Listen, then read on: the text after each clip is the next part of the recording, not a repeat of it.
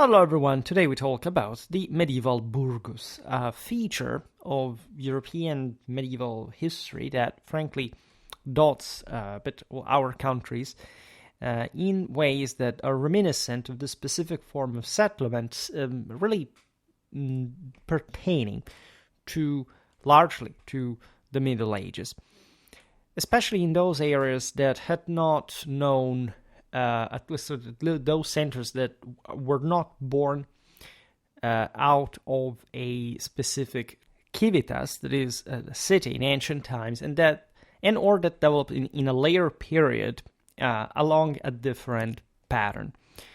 The shift from a castle to what we could call a city as well by medieval standards, and I mean political institutional ones rather than sizes, enclosed by its protective walls, becomes readily understandable when examined also through the pressures of population growth and economic needs.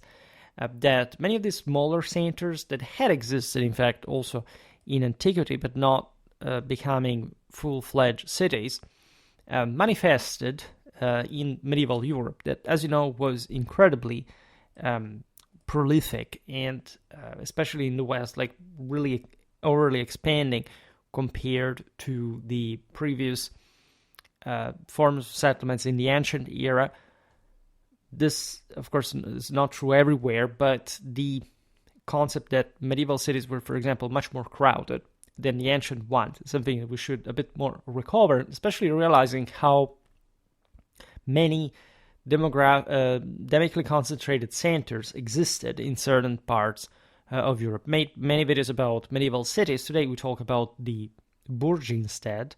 The etymology being it comes from the late Roman burgus, that is in turn influenced by, say, Germanic.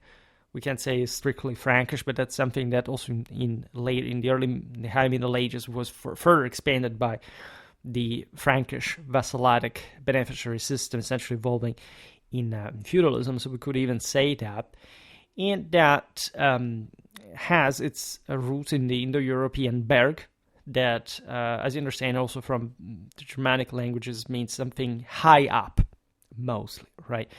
We've seen it also in the etymologies of the Burgundians. That means like the highlands dwellers, which doesn't necessarily mean like a specifically geographic reality, but something elevated, and so perennially pertaining to the Apollonian dimension.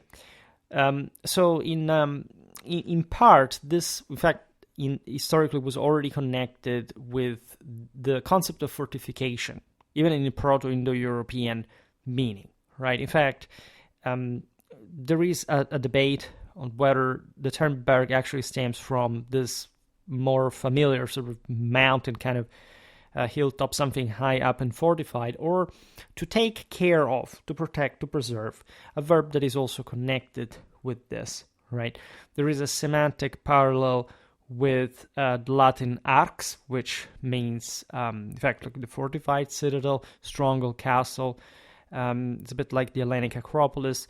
There is also bergets as properly hill, mountain, all right, stronghold, refuge, summit, however, always intertwined in all these Indo-European languages to idea of a upland that is also fortified anyway, and that, of course, has a strong military meaning that gets revived in the Middle Ages when urbanization sort of has shrunk in the previous centuries, at least, and re-expands also from settlements that, as we've seen, were not the typical civitates through which the Roman Empire had been organized, that remained largely there in the process, but also, especially during the greatest moments of political fragmentation of the continent, namely the 10th century, spread far and wide, also because this is all the time in which far and wide across the land, as this is the time which literally like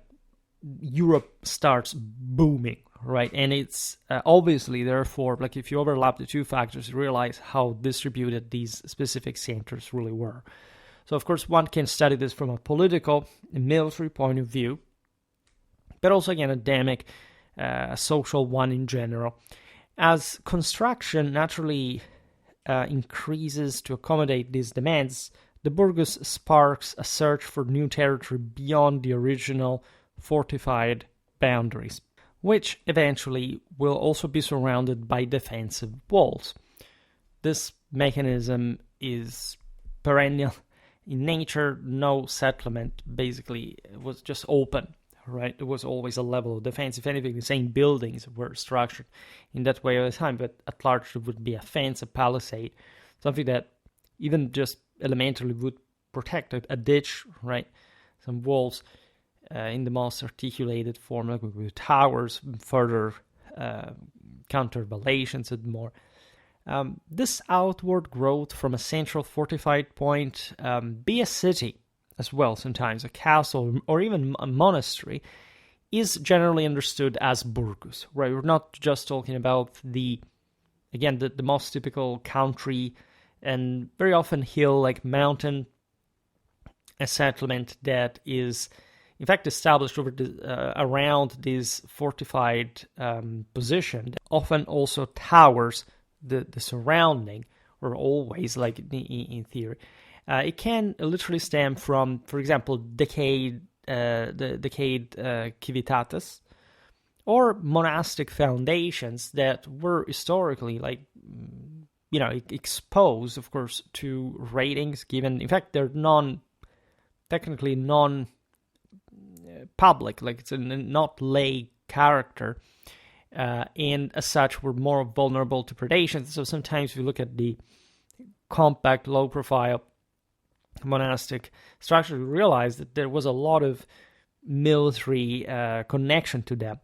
Of course, the monasteries were often landed lords by themselves, so they had military retinues, etc.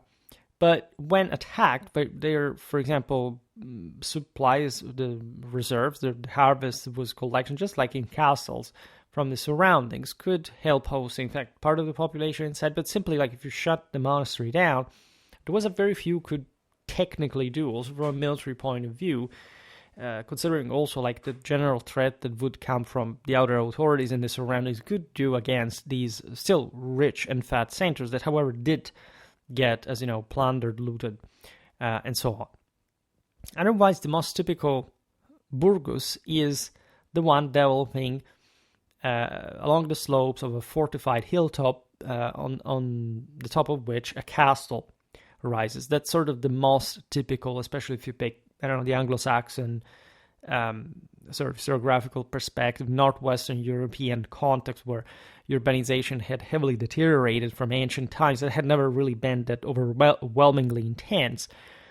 You have this more, and also in places, by the way, that historically had like Central, Eastern Europe, Northern Europe, that had not really known a great deal of urbanization, if any, in the previous millennia, will tend to follow this pattern. If you travel, Western Slavic countries, you realize big Warsaw or Prague, right? It's some of the most famous cities that they really emerged as burgi, right? There are these fortified hilltops dominating over, think about Kiev, right? Dominating major riverways, usually. So they have a very strategic location, and they're not just like a major city in the center of a flat plain, like it could be, Rome, regardless of the fact that, there were 7 hills within it. So, but these were much bigger entities that could really dominate, stretch, like controlling the open countryside. So that's the most typical picture, and that's the most typical borough, in fact, in the English way that we're normally habituated to conceive. And again, every country has actually a different type of this. Sometimes even just out of orography, right? England does not have particularly large mountains, whereas, the Iberian Peninsula with Meseta, or the Italian one with the Apennines, or the Balkans, right? So we'll have a much more historically also stratified, depending. Usually, Southern Europe was richer, and thus had also a much greater level of stratification. Territorially speaking, just yesterday or the other day, we were talking actually about the Crescenzi in Rome, and we've seen there from the studies of Toubert, that was a famous French historian of constellations, that there is literally a level, like a layer of geographical bands that you can connect to various chronological to a veritable chronological sequence that shows you how encastellation, and so the burgification, so to say, of Europe that we mentioned before, chiefly starting from the 10th century, literally started in a much more consistent fashion, a more robust one, or so territorially hinged one, from central Italy, and traversed all of Europe up to the Baltic, fundamentally at the beginning of Italy at the beginning of in the first half of the 10th century, and the Baltic the first half of the 12th century, and in Mediterranean, generally speaking, with much greater stone building. And also, this depends in fact on the countries, because obviously Italy would be the most sort of urbanized also in the Middle Ages and so on. A very strong continuity in that case with previous structures, previous settlements. In fact, there are some civitates that in part like are surpassed eventually by some centers that were born in the Middle Ages, for example, and that sort of resembled much more burgi like than the latter, for example, because in the Middle Ages there's in fact a lot of colonization that takes place, as we will see now, with some burgi that take on very sort of urban profiles at the end of the day. In fact, that developed in veritable cities, whereas some older civitates eventually faded away. Some of them went also uninhabited. This is a very important topic. We never talk about it too often, but it's very relevant because it pertains to literally how Europe acquired the physiognomy it has settlement-wise, and sort of the most historical, especially medieval vibe you can get is truly attached to the burg in the Middle Age. Not in the burg, not entirely, I would say. Again, every country has its own differences, based, as we've seen, on a bit like mostly local wealth, power concentration, orography as well. This depends also largely on weather. Again, the type of resources you can assemble for all the reasons you can imagine. And in fact, also every burgus has its own physiognomy. But there are in fact there is no, say, categorism about the ways you can apply this term. I mean, in medieval historiography, we tend to be picky about this. But, for example, the term burgus can also describe an independent rural settlement, not connected to any fortification, right? So it would actually be fortified in some way, but it did not spread from, fortified hilltop or any kind of castle that may have been established, in fact, in the countryside. Because let's stress this, when you look at the encastellation of Europe during the 10th century, starting from the 10th century, it barely had much to do with the second invasions, right? You have this catastrophic notion of second invasions as something, incredibly destructive and capable of remolding the entire settlement space. This may be true in areas that were less densely populated. I don't know, the Vikings, for example, alter, even to a degree of ethnic concentration, certain parts of Northern Europe. But in other parts of the continent, it really didn't happen like that. Also, these major raids, there would have been many that we can't track, unfortunately, as they would have existed historically throughout the era. But let's say the largest incursions happened in some areas just maybe throughout the entire so-called second invasions period, I don't know, twice, right? And we understand that the castles were built maybe at that point to stem these invasions were erected in, along mountain passes, etc., places that maybe would maintain them later, but that would not make them develop as the biggest castles around, because the mountains are actually do not allow for that kind of development. And the greatest fortifications are actually established in the countryside, in the open plain, on flat ground, by rulers that actually want to rule the countryside. And so they could have, of course, been usefully employed during all the wars that you can imagine, but this mostly were due to the local activities rather than let's say, foreign invaders randomly coming from somewhere, etc. Of course, like European warfare was quite intertwined in many ways, was quite brutal, but this is also a moment of enormous civilizational expansion. So evidently, war is also a force behind this action. Equally, a burgus could emerge from, again, any kind of fortified settlement as they would have existed. If you think about, again, the Anglo-Saxon boroughs, right? And in that case, they were also associated with, for example, coastal defenses. That's mostly how they are going to develop against Viking raids, incursions. This was done. We were talking about it yesterday, even talking about the Armada. So how much continuity in the English militias had existed across the centuries along the coast, of course, for like a very maritimely inclined country, at least from a certain point onwards in history. But it's a bit like what you could see with the same minsters in the Anglo-Saxon context. We will talk more about them. Everything was kind of fortified. And so any kind of association, there were, for example, this, again, depends on the terminology. We will look at it in other videos, but there were lots of rural communes that emerged as such. And the terminology could vary. It could indicate multiple things at a time. It doesn't necessarily stick to any specific structure, because sometimes, at least this is my impression, we tend to attach too much the idea to, okay, this is a burg, and this is I don't know, this is the castle inside, this is the... That's considering the ever-changing sort of variety of settlement forms, you cannot strictly categorize in their terms. Sometimes things are very typical, but there is time, there is size, there is function as well, and it largely, I would say, depends on the political and institutional identity of the community that inhabited it.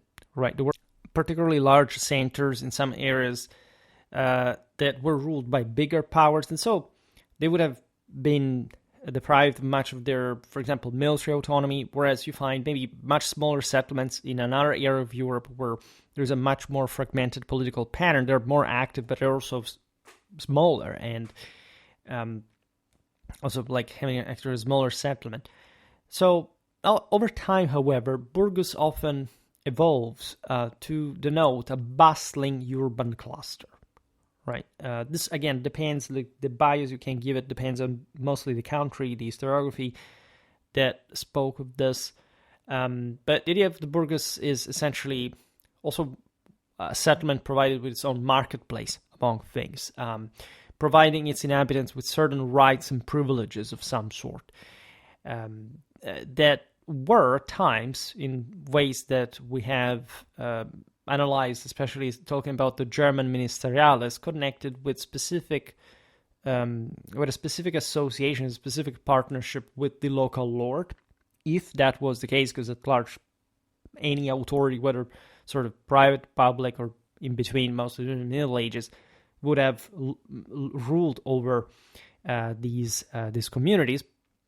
We have seen, for example, how the milites agrari at some point in Germany are in the Eastern Frankish Kingdom at the time of the Ottonians, made an entire video about this in the Ottonian army organization, would grow to become these, what you see the ministeriales in later centuries, like sometimes people literally living in isolated towers in the middle of nowhere, that over the centuries, however, attracted some people working for these knights, and that form some burgi, right? This is typical of many. There are many German villages, for example, that are like that, and are so typical of so many different areas. Bavarian castles, for example, they're very much deriving from that, and they literally have a specific kind of landscape, and many people still today, of course, inhabit these settlements.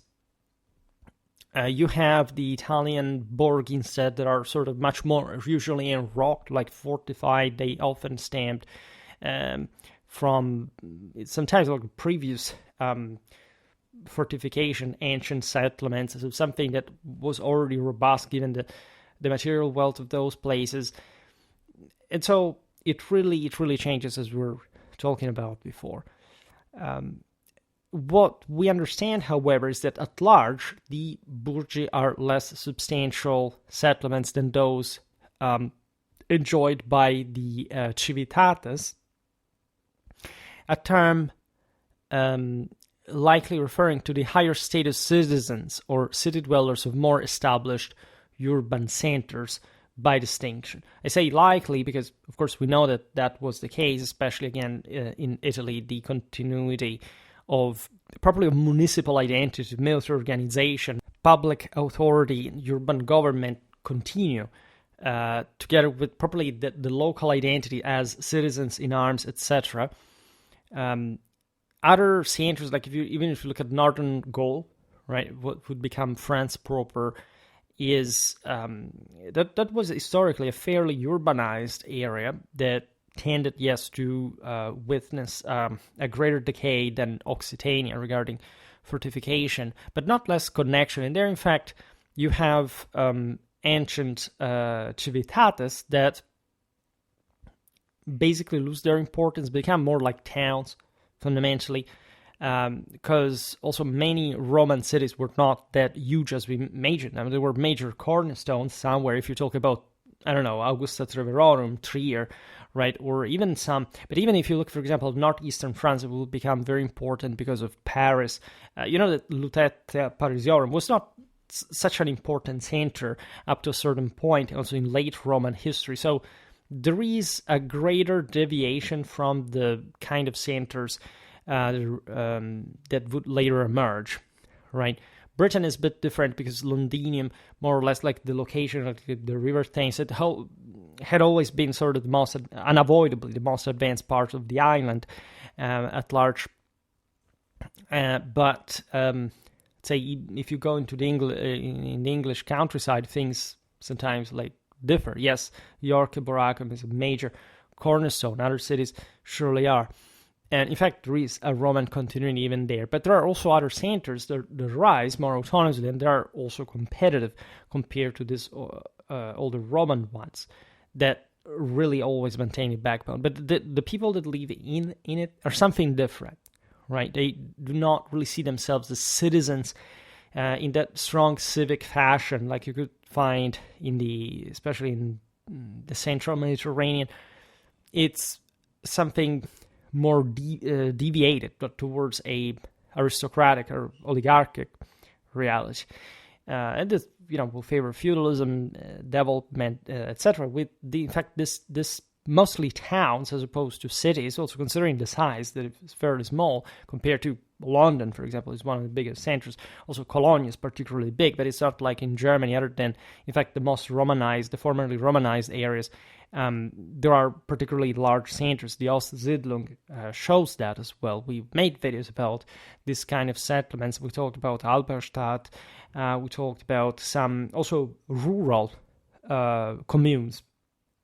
We talked about some, just think about the Swiss plateau and how the peoples inhabiting it decided simply being pushed between the pressures of lowland politics and the hardships of the mountain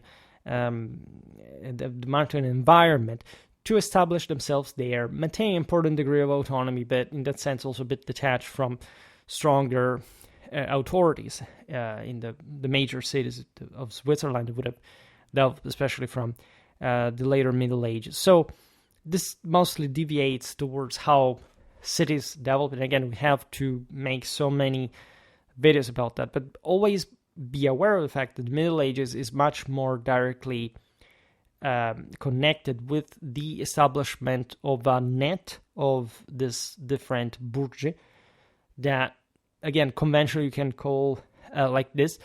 Could we really go back in time, we would be surprised how many similar things existed in the ancient world. Actually, I think it was pretty much the same.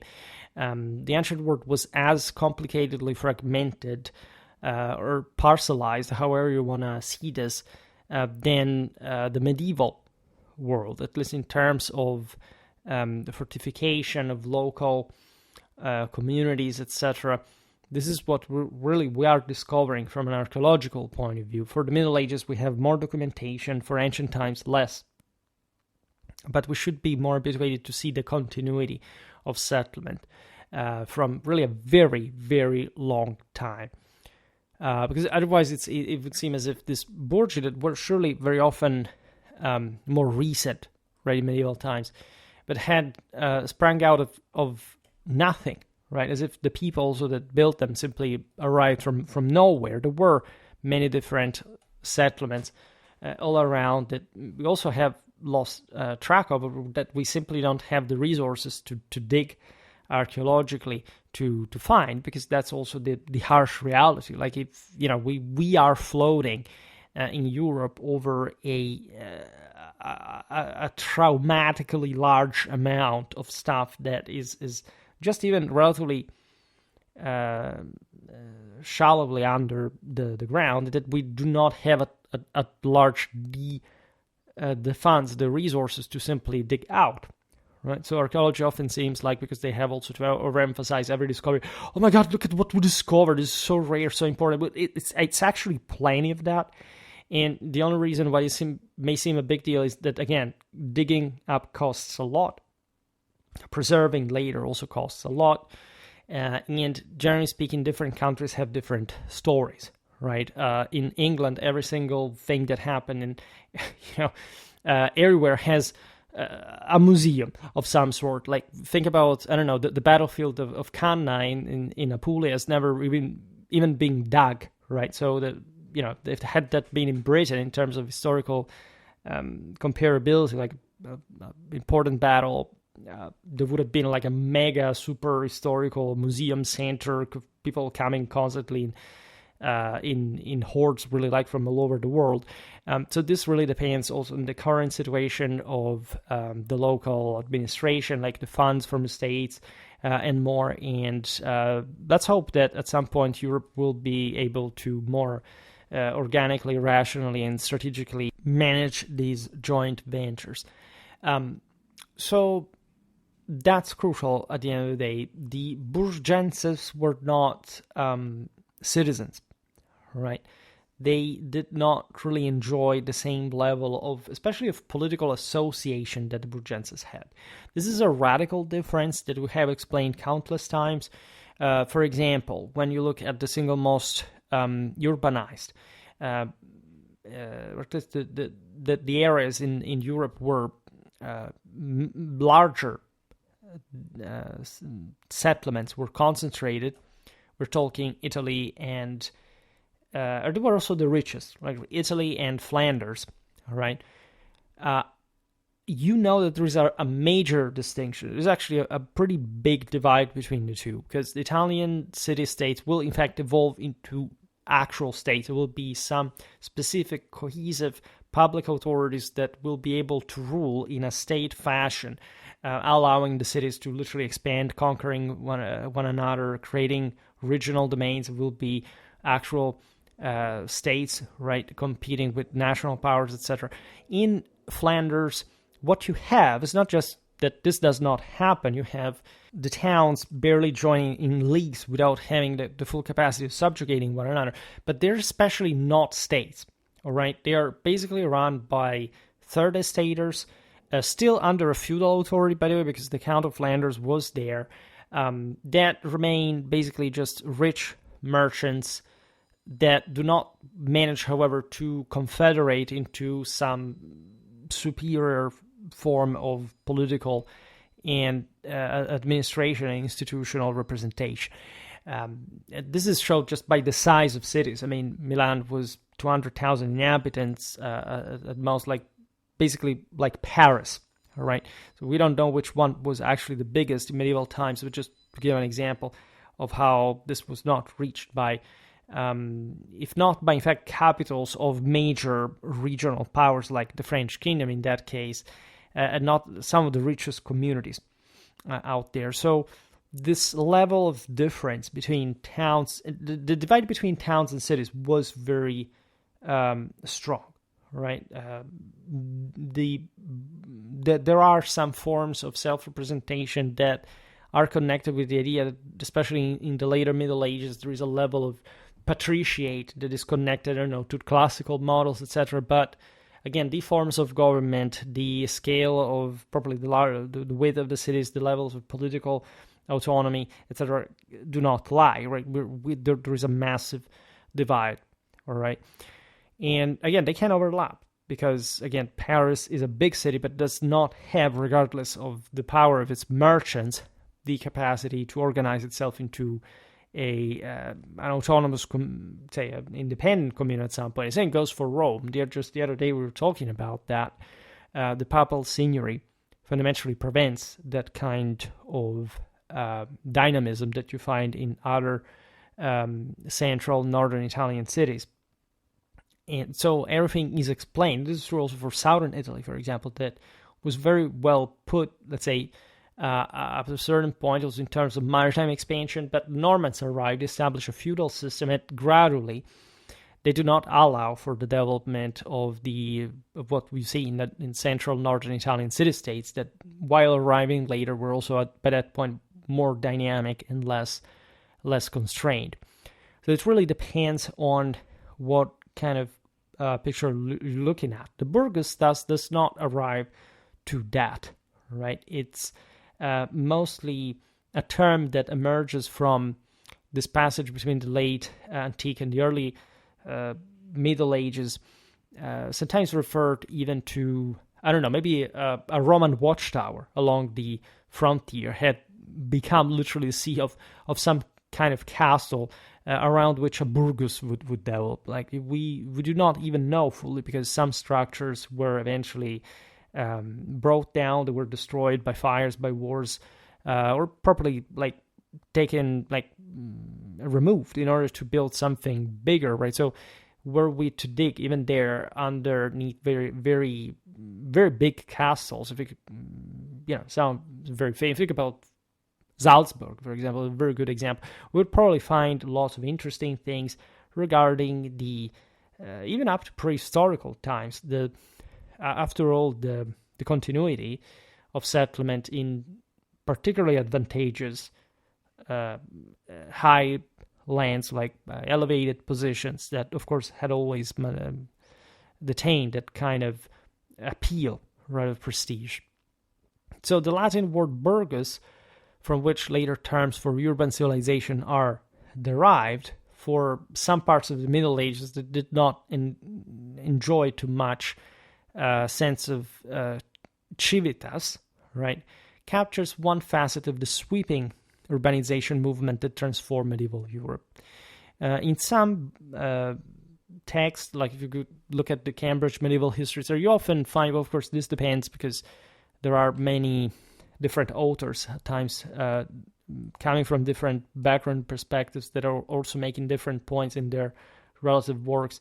They use this term the term city or town in a bit too much of a interchangeable fashion, which is not really good. They call, again, cities certain simple towns fundamentally without much of a political autonomy. They call, I don't know, the certain civitates provide with large communal autonomies properly called as civitates because they had always enjoyed that since ancient times as towns. Some people tend to mix that sort of scale, number of inhabitants, political identity, institutional autonomy in ways that can be confusing sometimes for the neophyte.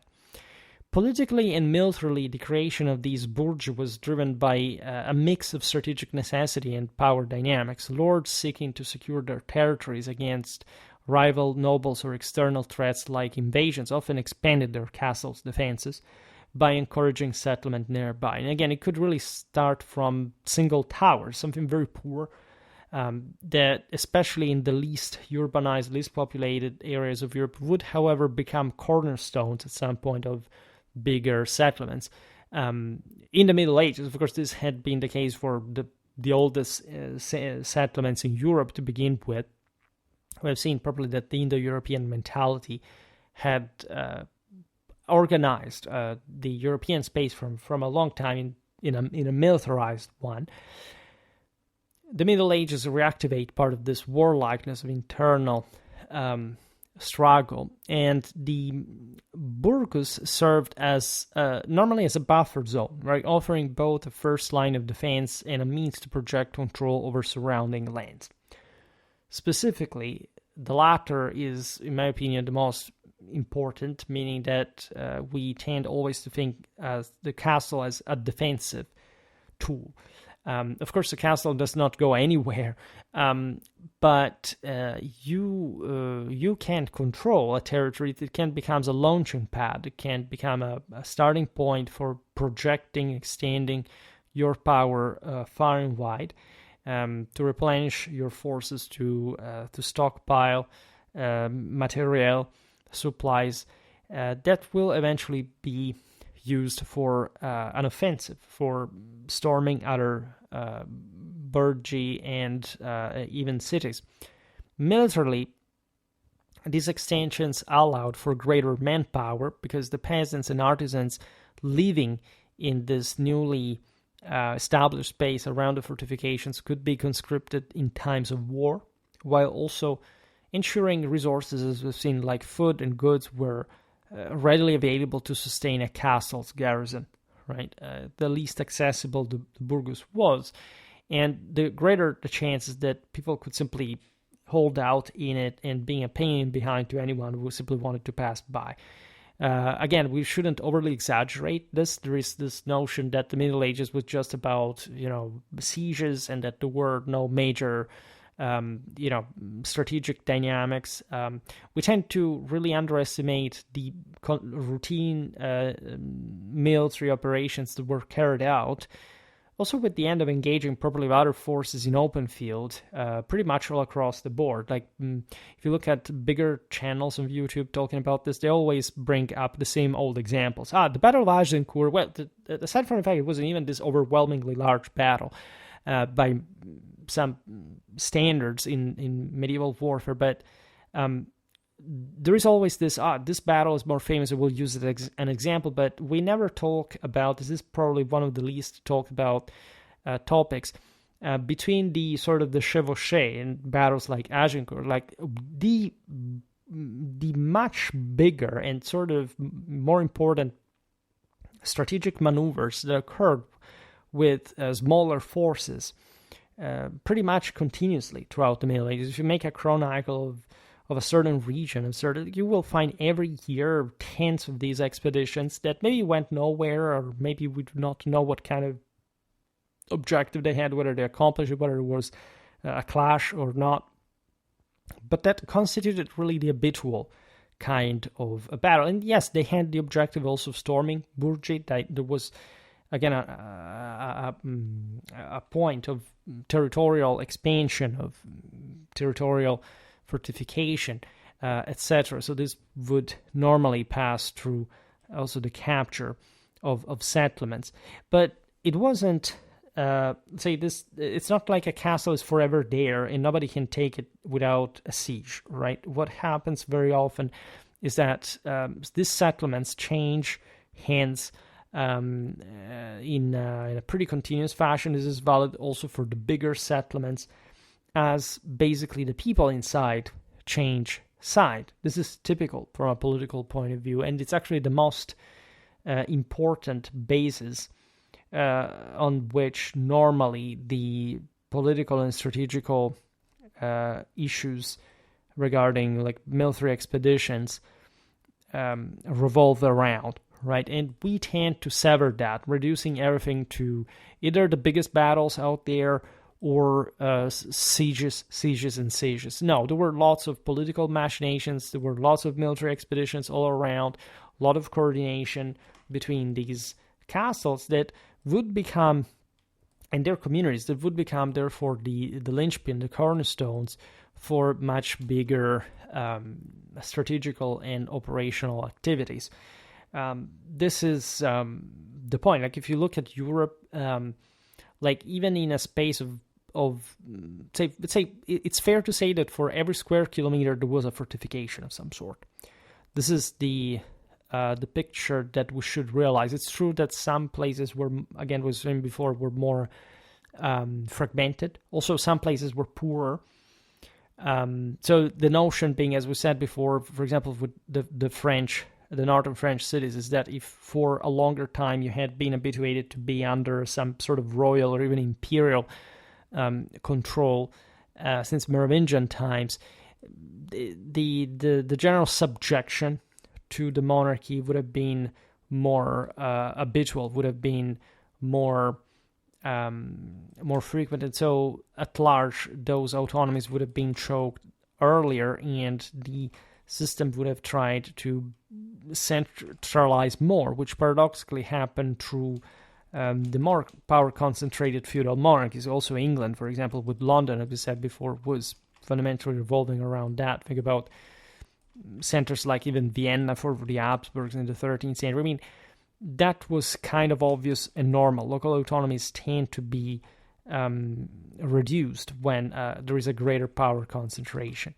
But at the same time, the tactical advantage that could be provided by this burgi individually was so relevant for the Middle Ages that, yes, they were always standing. Like, you could have, again, a relatively weakened population there that, however, still could sustain with very few manpower. If you had enough fortifications and supplies, the general strategical purpose, and at that point it would have been so easy just to articulate your campaigns behind this very complicated web and screen and layers of fortifications. Politically, establishing a burgus thus was a way for lords to solidify their autonomy, attract settlers with premises of protection and limited privileges, and boost their prestige by fostering a proto-urban community under their rule. If you look at the Celtic French, you would have had normally, clan leaders living in isolated towers that you can still see today. Very sort of characteristic, very picturesque landscapes, but that you have to understand, like, being largely devoid. So on the western Scottish seaboard, for example, of any major connection with any other power in that sense. In post-Carolingian Europe at large, this net is pretty thick, right? And this stemmed from the fact that, as we know, traditionally this power was conglomerative, corporative. The vassalic beneficiary system brought a political and institutional glue that paradoxically was able to reinforce public authority also through the cities and all their dependencies. This was, in fact, a collaborative effort, with lords partnering with allies or ecclesiastical powers to share the burden of resources and governance, especially when facing larger threats or ambitious territorial goals. Right? It was relatively easy in some contexts, like, for example, great ecclesiastical principalities provided with immunities and exemptions to, for example, erect all the castles that you really wanted, particularly privatized areas, decentralized from authority that would still use, however, a great deal of encapsulation, but an ever bigger one that tended to, as we've seen, curb also the others, to develop their own castles, to entrench further in their own territories. And we all know how difficult it was to basically take these people out, right? That, to some degree, entire projects of national union failed at that level. Think about Germany. Rudolf of Habsburg, after having accomplished his deeds in eastern Germany against Ottokar of Bohemia, came back to the Rhineland, where he destroyed up to 70 rebel castles, but to no avail for the revival of a functional public authority in Germany. I made some videos about the Italian communes documenting how, for example, even in these spaces, like an Italian communal district would be normally like a few 100 square kilometers. So with hundreds of castles within that, to eradicate from the entire district, the comitatus, the presence of rebel families that had been exiled that had been banned from the city that technically control, again, the most florid parts of the countryside and many castles as well, but that literally required military expedition just to take out one castle or two at a time, with this nobiliary families moving in this, especially also in the most interland parts of the Apennine of the Alps, to escape this push, and taking at a point, even for certain powers, up to centuries to fully reach satisfactory control for those regions that had also managed to compact more directly. And at the end of the day, in fact, as I explained also in some of those videos, aside from the bigger powers like, I don't know, Milan, Venice, Florence, the Papal States, etc., all the cities that fell under these original dominions were fundamentally sabotaged from these castles in the countryside. Also because from there they could basically attack the very supply lines of the city as well, that depended on the surrounding countryside.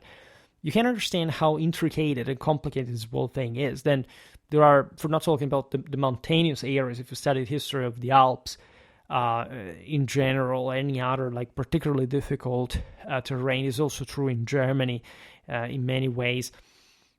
You realize that the efforts just to wage war in the mountains. Look at how the Savoyard state was established to an extent, or the efforts of the Habsburgs and the Wittelsbachs to secure the mountain passes for the Roman expedition were so crucial historically in ways that are also impossible to simply document on a map, as you very well know, because how do you represent who's who at all times, and without even the actual information about it? Not even of the actions that were taking place, but sometimes the existence of specific fortresses. These, in my opinion, are actually some of the funniest parts of medieval history and medieval warfare. To others, it may seem like a nightmare, but again, consider that people at the time, rulers, effectively wielded this power through these very means. And so there was a way to control this. Also because, as we said before, ubi maior minor caset. I mean, if there is a major event historically, that a major battle that shifts like entire regional or international balances, etc., without saying like hundreds of castles are going to fall, to change hands at least in the process. Inside, a burgos was typically organized around both function and defense. At its heart lay the marketplace, a hub of economic activity where goods were traded and social bonds formed. Remember that the burgos in this sense is the outer settlement walled, like depending on some fortification. It is the place where, for example, when an invasion takes place, like you can take away to safety the market products and the goods of the inhabitants too. I made lots of videos that document the importance of the reserves, right, in seigneurial economy, and how in fact these burgi were born like this. Basically, there was a castle just out there, and people began just to revolve around it, and these were freemen. Then enemies arrived and they needed protection, and the guy in the castle was the most fit for that, because he was a miles with his own familia, and so at this point they cooperate, they wall the place. The lord gets basically something in exchange, like a contribution from the community. That means in exchange for protection. It means this community will recognize its subjection to this lord, and much of how eventually the local unity, like this burgos, will evolve, started in a similar fashion. And sometimes also for offensive, not defensive purposes. Let's say, let's ally ourselves and let's go, ravage that place on the other side. That happen all the time. Now, the market, we said, and then of course it would have been different about the church, etc. But mostly these buildings would have also been surrounded by tightly packed homes and workshops of some kind. Streets radiated outward in a somewhat haphazard fashion, constrained by the need to remain within the protective walls that would eventually encircle the settlement. A small church or chapel, as we said, often stood near the center, reflecting the influence of the church and providing spiritual cohesion. It was incredibly important in all this, together with probably the lordly control.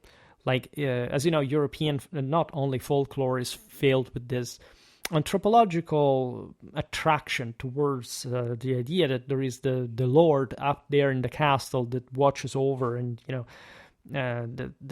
those higher perennial traditional military powers are closer to God, but there is also something more sinister, because these guys are challenging God themselves, and then the peasants are just down there and they're wandering and watching, etc. This is an old myth. It's also like, I don't know, this is the witch, the ghost mountain, like where the ghost like monsters, etc. live.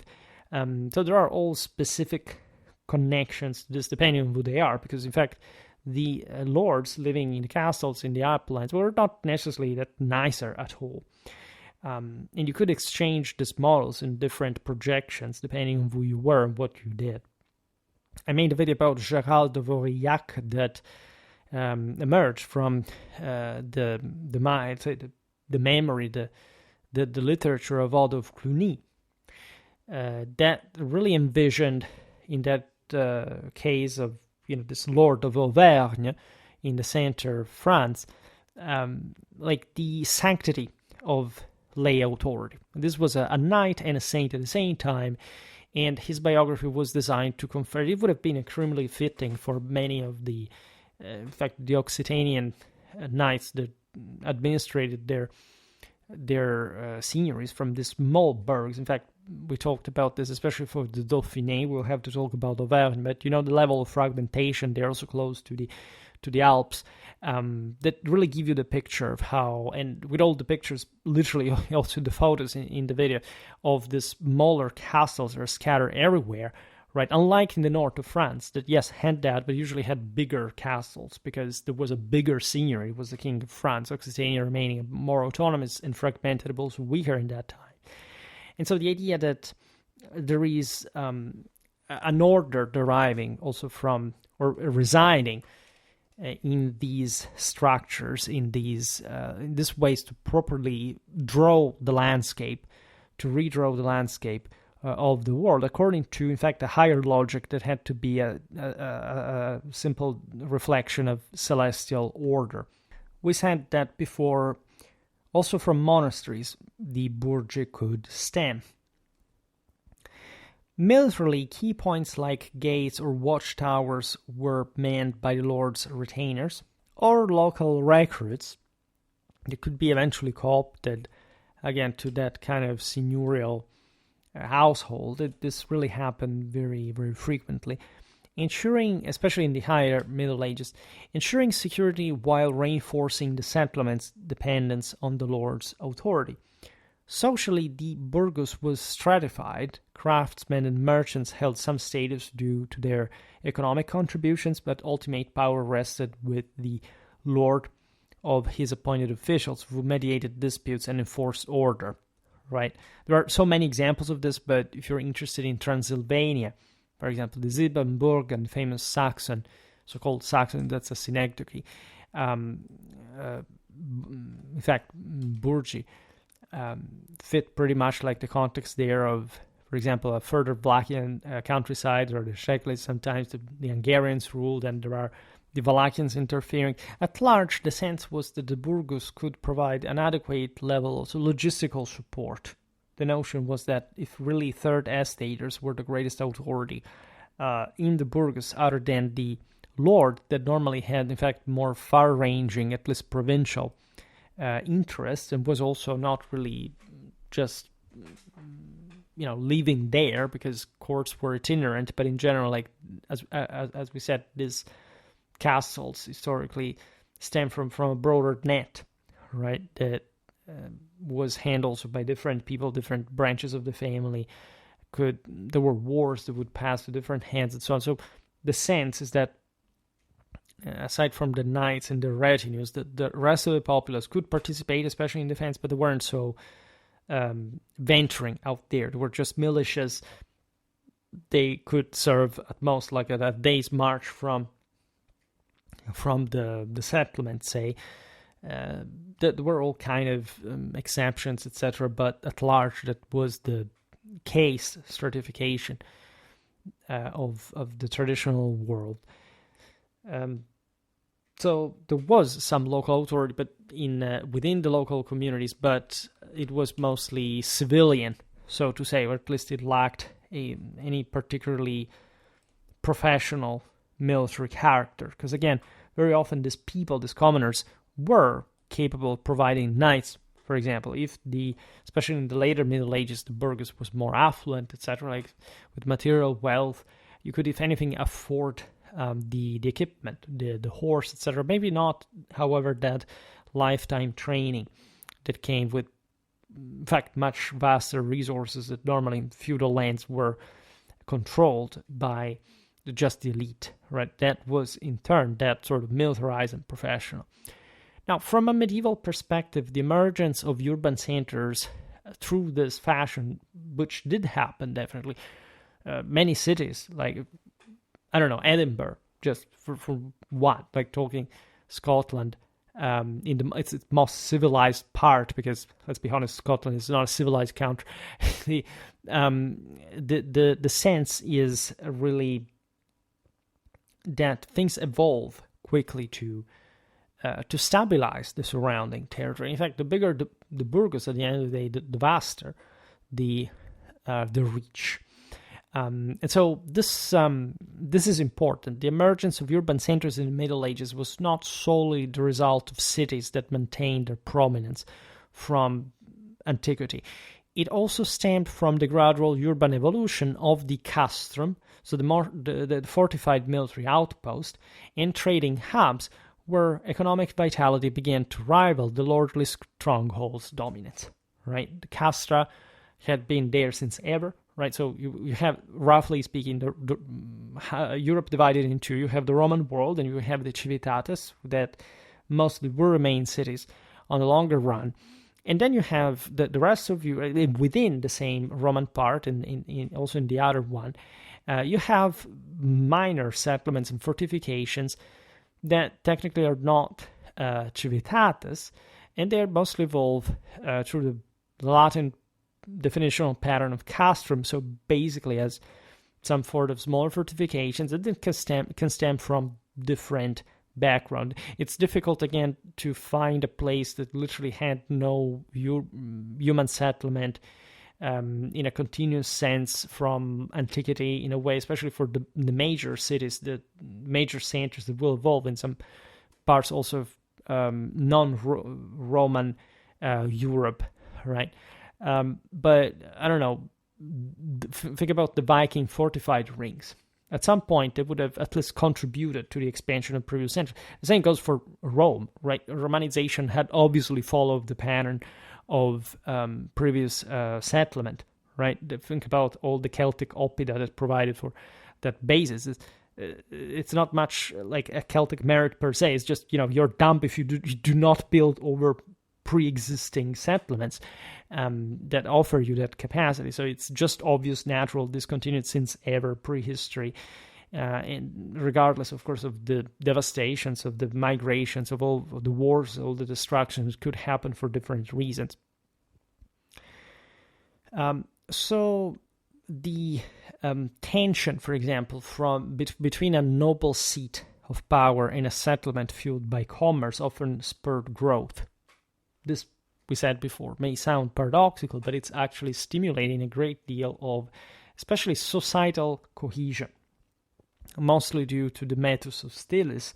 And so the realization that if you want to do anything in this world, you have to be prepared to wage war. And as did the deliberate decision of a lord, sometimes in concert with other lords, to found a new center. Such initiatives were strategic. If especially decided in this way, a new urban center could anchor a region, draw in population, and generate wealth through taxes and trade.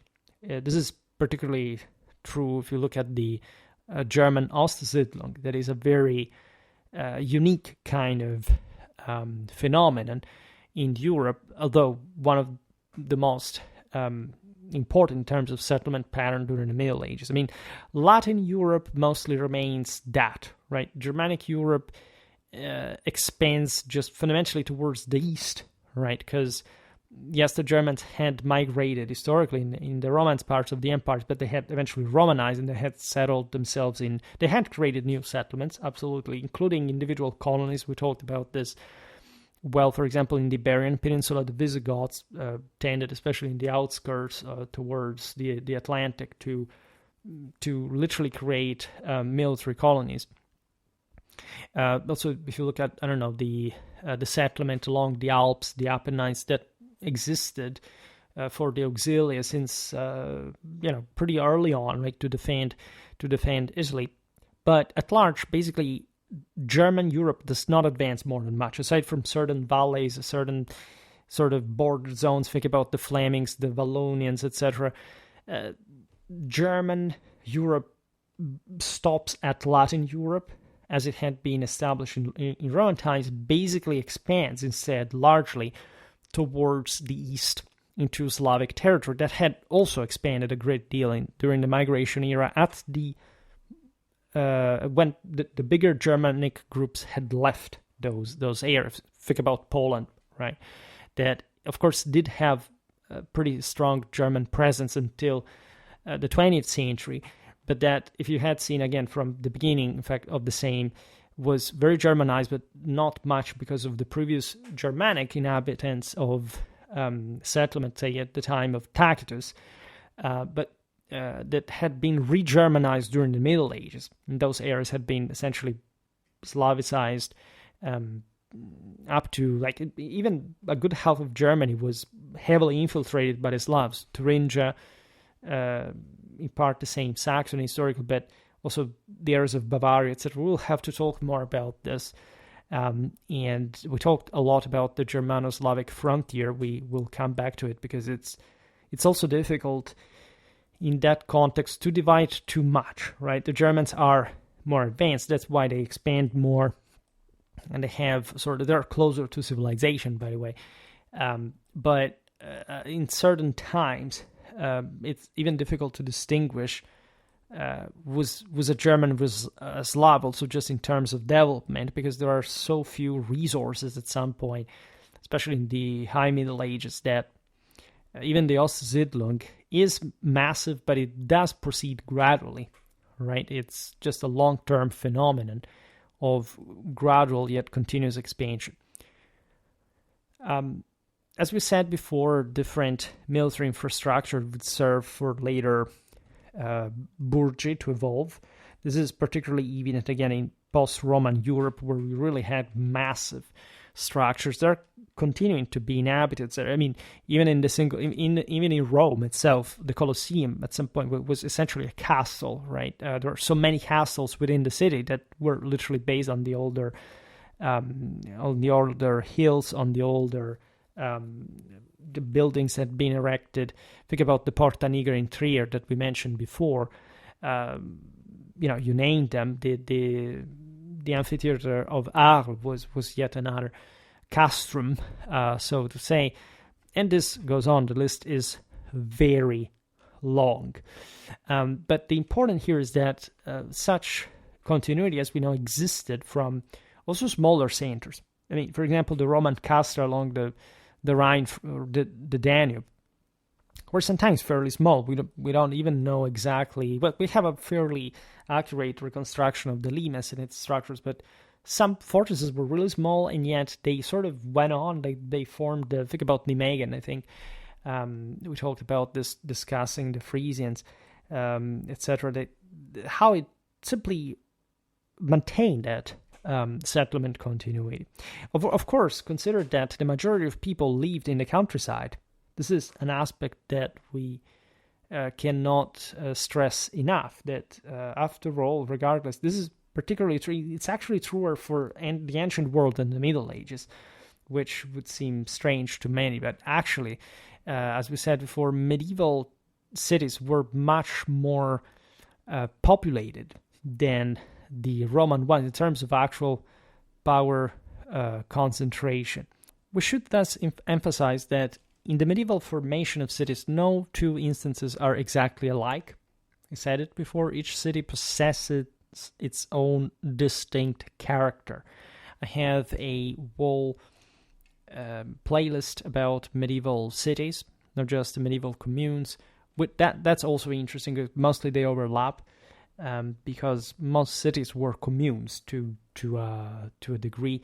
But again, the burgi escape usually also such qualification here, or not always, telling you the truth, but there are still different things. I'm searching, for medieval cities. We talk about Soissons, for example. That's a good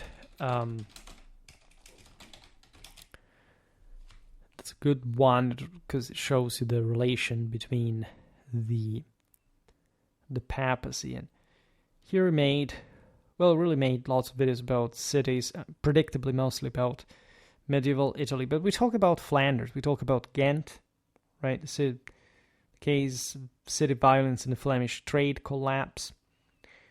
We talked about medieval Paris, that is also like the other juggernaut of the year. We talk about the maritime republics, of course. Mostly also, again, the relation between, for example, the communes of Flanders and the King of France. We talked about, here do I have Soissons? Because otherwise I have to add that. No, I haven't, so work in progress. Wait a second. That's really important because it shows you the relation between the French monarchy and the communes. Here we go.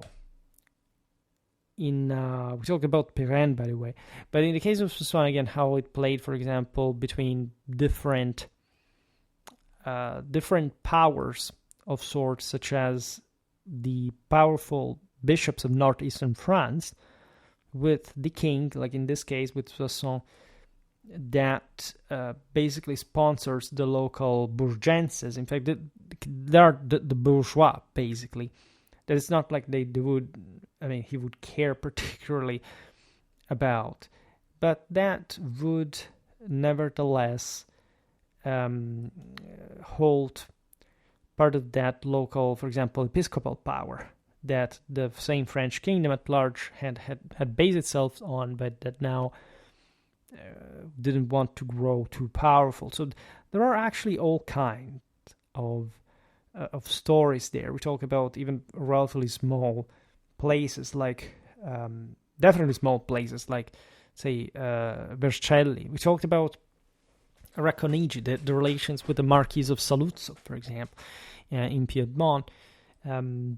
Needless to say, these are not burgi, telling the truth, but it's just like they're approximating to smaller centers that at some point, in fact, we will take more in consideration. Here, Alberstadt wasn't here. I could technically even insert it, but anyway, it's not too crucial. So those are a reminder of the unique, again, interplay of local conditions, personalities, and historical moments in every case. It's worth reiterating also the material similarities across these the centralized settlements properly decided by different lords, like cities founded, so to say, in this more rational manner, were at their core Villeneuve. This is the new villas, technically. So you hear, because villas is like just, let's say, etymology of village, and they reflect, of course, the ancient sense of this community, this estate, basically, that from Roman times existed as a latifundium, that, however, had fortified. In fact, I made a video also about the passage from the Roman villa to the medieval curtis, that is often at the center of a burgus at the end of the day. But the term Villanova, at least Villeneuve, you have, these are also, in the latter case, Napoleon's admiral, very common surnames at some point derived from toponyms. We will talk about these Villeneuves.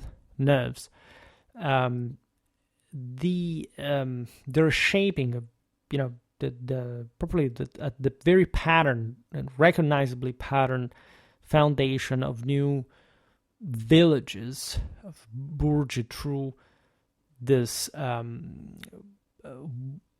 say ambition from the above, and especially the Villanova are provided with a pronounced urban identity, right? Because they're not really evolving as the more typical burgus, as a fortified settlement just per se. They're sometimes literally created within the space of bigger seigneuries that controlled, as we were saying before, larger swathes of territory in the lowlands, right? And so they could be literally created, established through a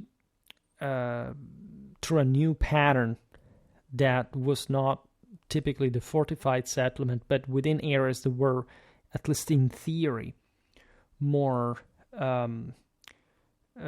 more pacified. It didn't even require that great level of fortification, which is also very interesting and important. This for the Villanova, the Villeneuve. Legally, the lines separating Frank villages, so those granted certain freedoms, the creation of cities with formal urban rights and the recognition as full-fledged cities, were often vague and contested, right? This is truer, say, the least developed, the least stratified the areas are. Just to make an example, the Scandinavian communes were, again, commune, as you understand here, has more like the meaning of what kind of political organization is there locally, rather than what kind of settlement it is. But if you say, again, immediately Italian communes as icons, that there's this big city-states with major walls. I made a video about that and all the skyscraper city towers. In Scandinavia, up to the later Middle Ages and beyond, basically the commune is not even a single center. They're just scattered rural settlements, some villages that coalesce just to essentially bully one another. So already with this proclivity, of course, to expand their own power, but with extremely poor means. And that, as always, like, in fact, the authorities play with just to gain more power, more leverage, more dependence from themselves, these entities. Lords and communes alike navigated this ambiguity to their advantage, granting charters or privileges to incentivize settlement while retaining control. It's vital to emphasize also that from the 12th century onward, there is a moment of tumultuous growth. Both these founded cities and rural Villanova became concrete, lasting symbols of the broader territorial reconstructing pursued by secular lords, ecclesiastical authorities, and emerging communes. Right? Politically, this reorganization bolstered their influence over fragmented landscape. Militarily, created networks of defensible settlements that could support one another. These efforts were not just about building walls or markets, they involved the deliberate redistribution and concentration of populations, uprooting some to stabilize others, all in service of creating more cohesive and controllable domain. This is the ultimate point again: homogenizing, compacting, maintaining like a more sound control. Now, it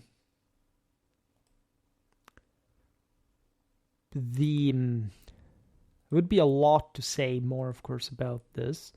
Here I was tracking my playlists to get a bit more of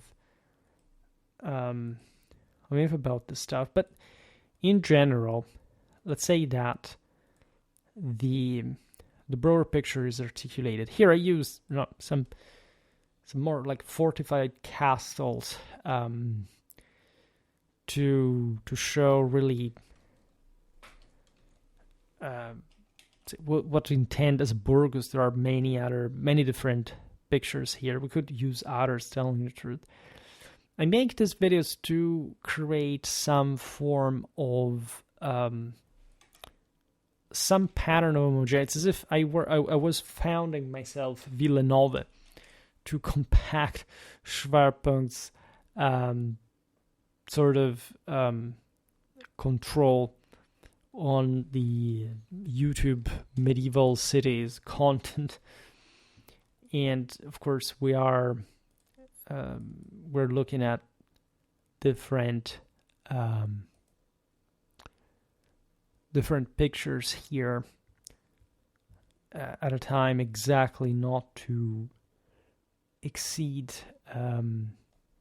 like there is that much we can observe, that much we can do at a time, but we have to go by degrees. These are not very frequent topics, telling the truth.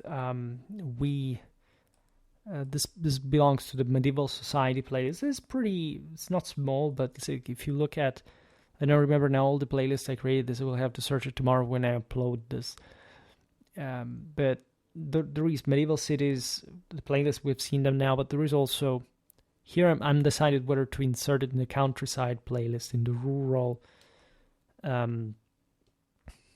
context, let's say the playlist of the medieval countryside. As you understand, it's a bit in between. I will probably put this among medieval castles, but as we've seen here, we didn't even necessarily talk about the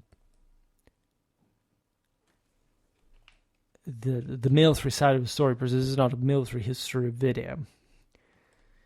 Here I'm also making new experiments with AI art to make up for the lack of adequate,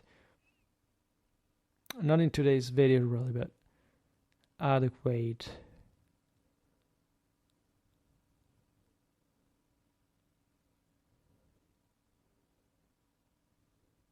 info. And yeah.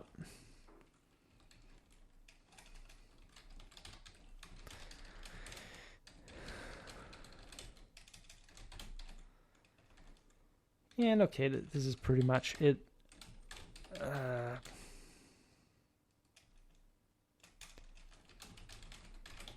For today. Thus, I stop it here. I just hope that you enjoyed this video. If you did, please share it. Otherwise, leave a like or subscribe to my channel if you're interested in my upcoming content. As always, I thank you heartily for listening to me. I wish you a nice time and see you next time. Bye.